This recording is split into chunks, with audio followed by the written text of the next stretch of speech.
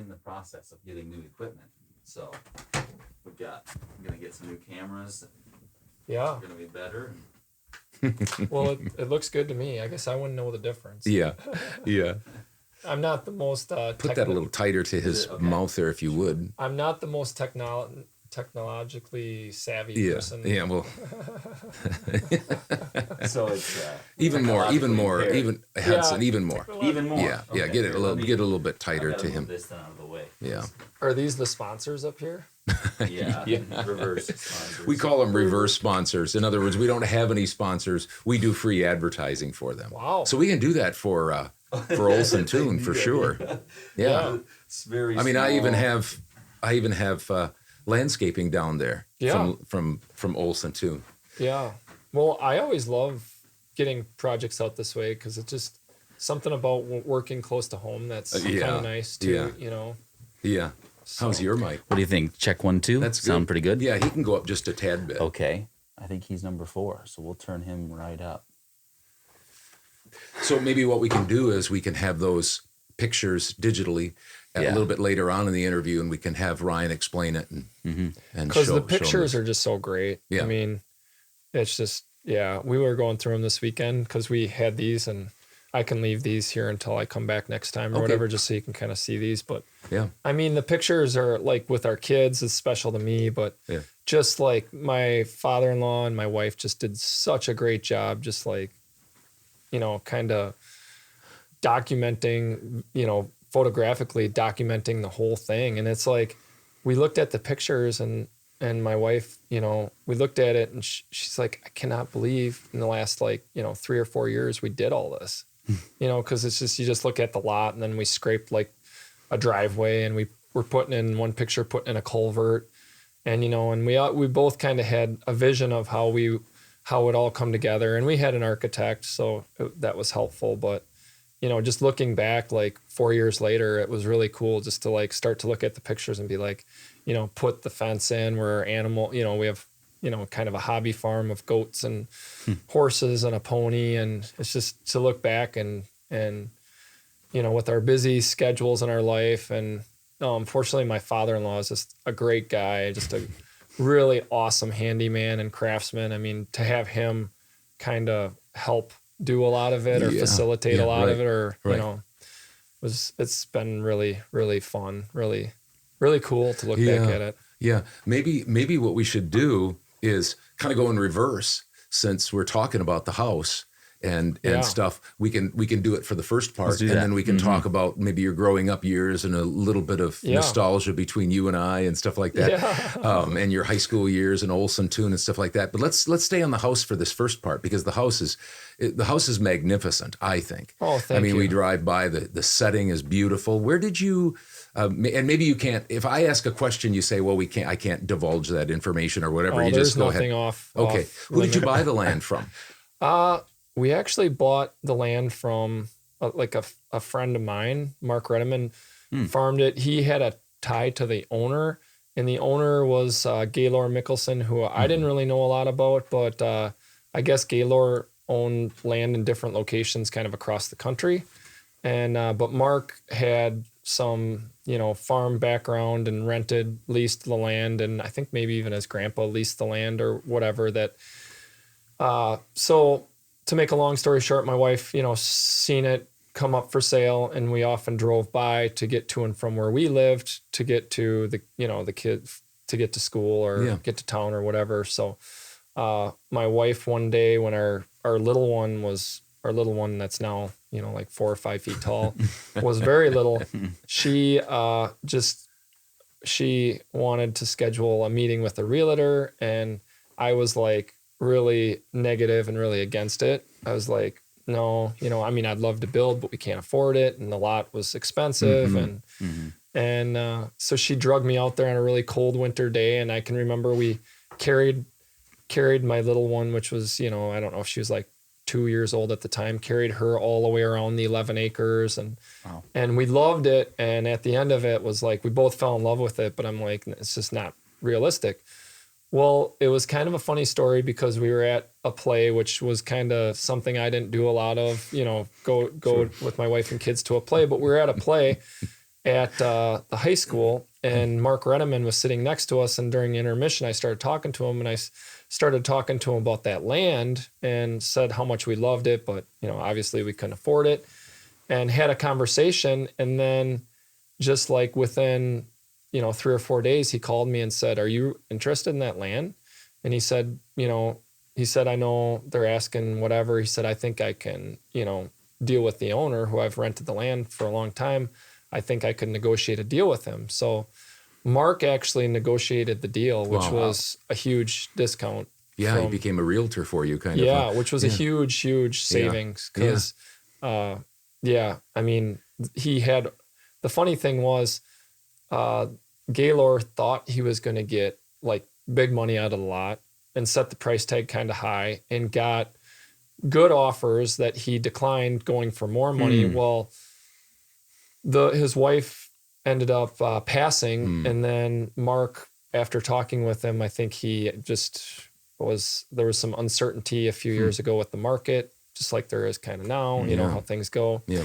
And so we talked with Mark. Mark talked with him. His wife had passed. Things had changed in his life, and he was kind of motivated to sell it. So we got it for a price we could afford, which is really cool, through Mark, through a friend. So the setting is beautiful. I mean, you can see off to the west. Yeah. And it's kind of right on the knoll of a Actually, hill. that's toward the north. Oh, it is. Okay, toward the north. That's like kind of straight north, because like during the football season and baseball season, that's like you can see Sauk. The baseball field, you can see. Really? Wow. Yeah, and after we bought the lot, one of the things that I loved, before we had anything up there, or before we could do anything while we were planning the house and whatever, like fireworks, we could drive up there on our road, like right about where our driveway is now, and watch the fireworks at Sauk, like just like come up like right there. One of the really cool things that I think, like this time of year, there's different times of year. One of the really cool things, like toward the north, that you see is like you can see Devil's Head, their lights for their ski. Okay. Like it seems so close, but like the football field at Sauk, like I said, the baseball, the Mazo, when they do the fireworks up here, where they have the fireworks now, we see them really, really well. On the back of our lot, you can see Blue Mounds, which is really cool. When you look to the east, during the winter, when the locust trees, black locust trees don't have any leaves, you can see the light in black earth, the stoplight, go from green to red. Really? Wow. Yellow to red, which is kind of cool. A real good vantage point for just about everything. It's like day to day, you kind of start to take advantage. You start to take it kind of for granted. Yeah. But like if you really stop, like I mean, during when my wife kind of documented our building process, she had a photo that she showed me this weekend that she thought was really cool, because like there was a photo she took with the moon, like that you could see on one side and the sunset on the other, which we often see. At our last property was great, was extraordinary. We loved it, but it was totally wooded around like 3 sides, and totally like there was a steep hillside kind of surrounding the house. So I mean, that was something. I mean, we could never see a sunset unless we were somewhere else, because we couldn't see it. It was just blocked by the hill there. Yeah, but now it's like we have the most beautiful sunrises out the front, which she positioned the house so that the front porch is facing like is facing east, and the back is facing west. So just like when I'm getting up for work in the morning, if it's that time, just some of the most beautiful like pinks, purples, and blues, and then the sunsets are just breathtaking in the back. So you bought this lot, which is over 11 acres, right? And was that farmland before, or just kind of pasture land or something? And Mark really loved to farm it, because he's got some land that's adjacent to it, because he was working with Gaylor, and he had already bought most of the land as farmland, and then Gaylor had 2 lots for sale, and we bought the last one. But anyway, so it was farmland. Mark kept joking around that he was always planting it in corn, so people that would look at the lot, because he didn't want Gaylord to sell it because he wanted to farm it. He would plant it in corn so people couldn't visualize like what they would want to do with the lot. Yeah. So what year did you buy it? We bought it in, I think it was 2018. 2018, and did you start building right away? Or? The funny thing was I took a skid steer home from work and stripped the lot, stripped the topsoil off the lot. So we owned it, you know, for I would say several months before we could do anything because we were working with an architect and we had some planning and, you know, you got to go through permitting so it took a few months to kind of kick things off. Yeah. But I stripped the dirt off the lot and put up like the erosion control, which was like maybe a week or two before the floods. So that's one thing I remember too, because obviously if you're from Black Earth or Mazo or Cross Plains or Middleton, you remember the floods of, I think, 2018, right? Yeah. So it was like a month, we kind of started like a month before that happened. Wow. And if you remember that time, I mean, it was the flood, but then it was kind of quite sad because there was a lot of people, you know, having issues because of the flood, but we kept getting rain after the floods, like pretty regular, like every second or third or fourth day, we were getting another rainfall or whatever. So, we, you know, probably within, you know, 3 weeks or whatever, 4 weeks after the flood, we had a hole.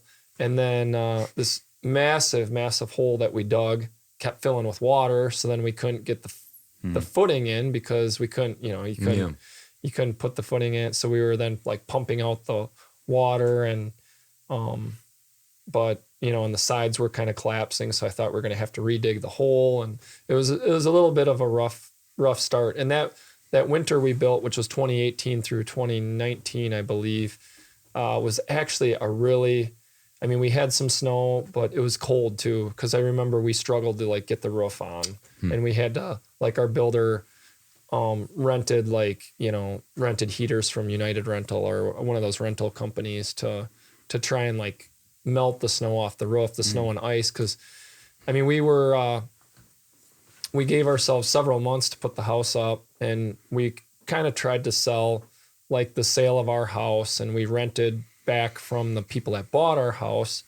But we kept falling behind schedule and part of it was the weather. And, cause there was just so many days that it was too cold for people to work outside that winter.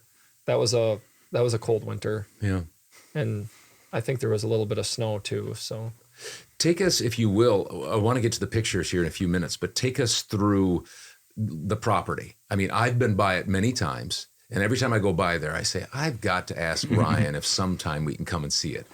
And I always forget, or I always, you know, chicken out to ask you or figure, well, they've got kids and they've got a busy schedule. And it usually happens around spring or summer when you're the busiest. So, but to take us around the grounds quickly, because there's more than just a house there. The house is how many square feet first? The house is, I think so it's kind of like there's an in-law area there, in-law suite. Mother-in-law, is that what they mother-in-law call it? suite. Yeah. So my in-laws have 800 because the county and what they permit is like 800 square feet. So they have like a small area and then there's some common area that's basically theirs with that.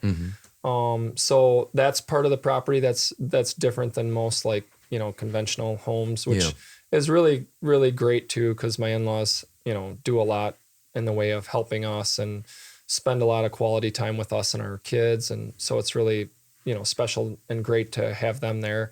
So that's like, you know, something that was part of the early planning. My wife is an only child, so she spends a lot of time with her parents and she coaches here at Heights, does a lot of volleyball coaching with her dad, who coached her a lot growing up, and they're both teachers, so they're great to have around our kids. And so that's a big part of our property is their space. Is that connected right to the house? Which is connected, okay. As part of what the county and part of what is allowed, it's got to be connected. It can't be like two different buildings. Got it. So the in-law area is part of it. But I think to answer that question, with their space, we're at like 3,500 square feet or something. Okay, for the house and the in-law suite. Yeah. And then you have other buildings too, right? And then there's a separate, I mean, we call it, it's basically like a shed, but there's a run-in for our animals because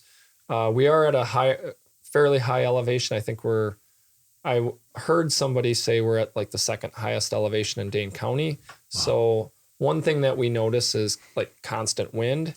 Even on a day where you might be in another place that doesn't seem real windy, if I go home, it's like, gosh, it feels breezy or you do get a lot of wind. So we built the building and part of that building faces south, where our animals can kind of get in and shelter themselves. So that's kind of, and we put solar panels on that, kind of hoping that we'll be there for a long time and that investment will hopefully pay off where we can. And it's also, part of part of a green initiative too, to hopefully keep our environment, healthier. Yeah. So. Well, I always drive by your house. I drive by your house from time to time, like Dad said, and such a nice place. It looks real good. It looks like a shop house from the outside. It looks like and I've always liked that design. And I talk about to my dad how I like the loft. So I saw your thing and right away I was like, if I ever build a house, I'd like to have a loft in it. But anyway, why don't you do this? What do I do for the next 10 minutes? What do I do? Why don't you sit next to Ryan? And we'll get that microphone going. We're being real. Okay. Why don't you sit next to Ryan and you guys can walk through there and look at the pictures. You can ask him some questions. Yeah. And then the next segment, if we can, we'll take a little pause here. In the next segment, we can talk a little bit about those other things. So if you guys can kind of look through those. And how do I sound here? Do I look good on the... We're very off the cuff here. Go ahead. I'm going to need to change this too because I'm not even in the picture. Well, you guys can stop by anytime. It'd be fun to have you guys over and just show you some of it in person after we go through a lot of talking through a lot of stuff. Now I didn't see a picture of a basketball hoop. Where's the basketball hoop in there? That's what I really want. It's coming yet.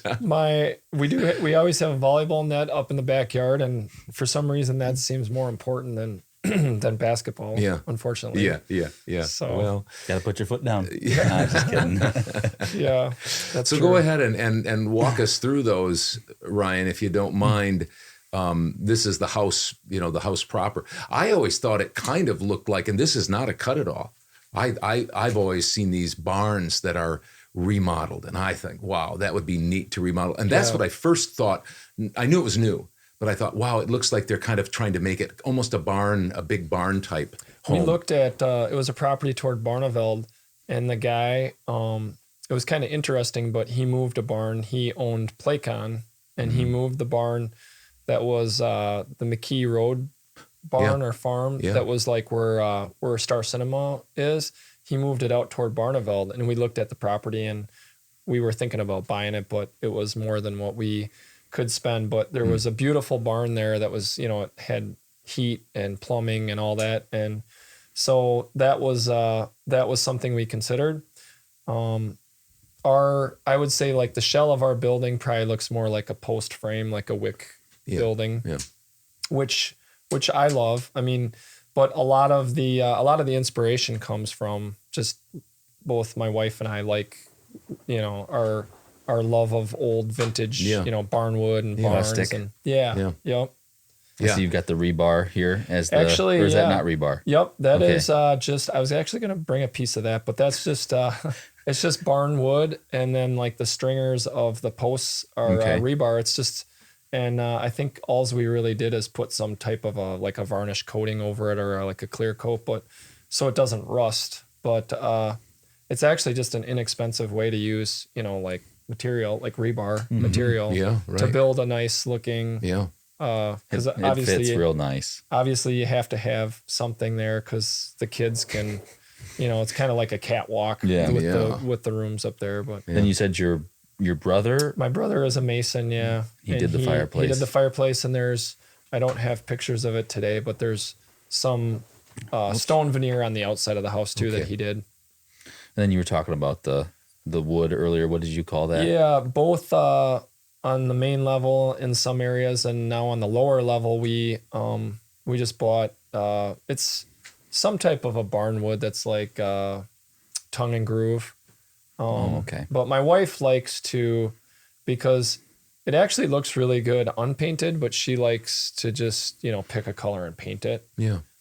Which in that picture is in the master bathroom. So that's, yeah. And I like the lighting because it makes it look like an old farmhouse or something like that. Just with the. My wife, she could definitely be some type of an interior designer or, designer, because she's so good at she will like scour all kinds of different sites or places to buy, whether it's lighting or whatever, just does tons of research before making any decisions and totally takes her time. I mean, she could spend 6 months just on the lights, planning the lights for the house, but I'll have to get a hold of her when I do mine. yeah, when we did our house, I mean, she has some small businesses, but the year we did our house, she did a lot less with her businesses. And I mean, she between her and her dad basically acted like the general contractor, dealing with the people and the design as kind of pretty much like a full-time job. Well, I bet. Putting several hours in every day and weekends, nights and weekends. And I remember when we were designing the house, she would be, up all night, and in the morning before I'd go to work, I'd have an update like, oh, I think I'm going to move this. I think if we put a door here, this will be a lot better, and we could move this and make better use of this corner or make better use of this space. And so it's really pretty well thought out and planned, all parts of it by her. Then you talked about the kids' rooms are up on the loft. Yeah. Basically, or do you call that is that what you call it, a loft? Yeah. Or a mezzanine or whatever? Yeah, the upstairs or the second level. Okay. But this is actually really cool too. The actually sliding barn doors is something that is really neat. Dan and Brittany have that in the basement. Yeah. That looks awesome. Yeah. We were really, really fortunate. I had a close friend that built a year or two before we did, and he had some connections with with an Amish community in Reedstown, and we got to know a lot of the people. So the guy that did our cabinets is Eddie Gingrich, and so he's Amish, and his brother, who we met a lot of the families and people in the community, and they were really great people. His brother built the interior doors, and definitely the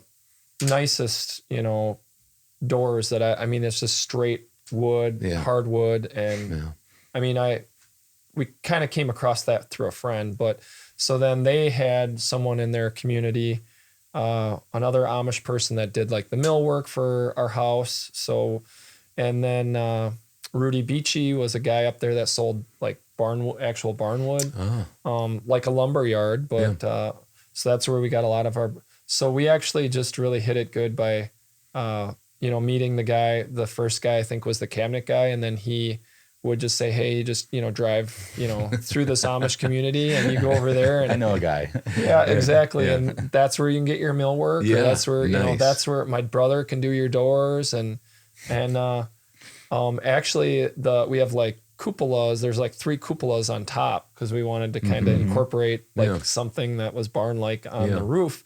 And we just happened to be there, and they had like a pancake breakfast, and they were cutting wood, and there was a young Amish guy and his dad that was at this. It was just on a whim. They were actually from closer to like La Crosse and happened to be there.